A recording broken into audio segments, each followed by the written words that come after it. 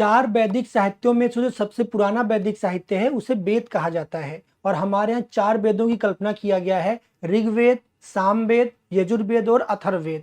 इनमें से जो तीन वेद है ना, उनको मिलाकर के वेद त्रयी कहा जाता है। लेकिन एक ऐसा वेद है जिसे वेद त्रयी से बाहर कर दिया जाता है।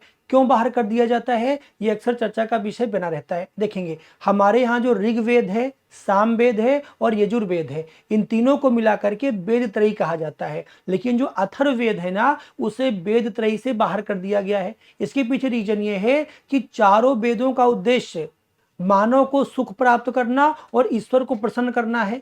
लेकिन बाकी तीन वेदों में जो माध्यम बताया गया है वो सकारात्मक है। जैसे ऋग्वेद कहता है कि मंत्र के माध्यम से ईश्वर को प्रसन्न करना है, यजुर्वेद कहता है यज्ञ के माध्यम से ईश्वर को प्रसन्न करना है, सामवेद कहता है संगीत के माध्यम से ईश्वर को प्रसन्न करना है। लेकिन जो अथर्ववेद है ये बाकी तीनों से अलग है। अथर्ववेद का विषय जो है वह है जादू, टोना, तंत्र, मंत्र, वशीकरण। इसे नकारात्मक विषय होने की वजह से इसको बाकी तीनों वेदों से अलग करके बाकी तीनों को वेदत्रयी की संज्ञा दिया जाता है और इसे वेदत्रयी से बाहर कर दिया जाता है। आप मुझे कमेंट करके बताएंगे कि वैदिक साहित्य के वेद के अलावा बाकी तीन और कौन से वैदिक साहित्य इसमें आते हैं।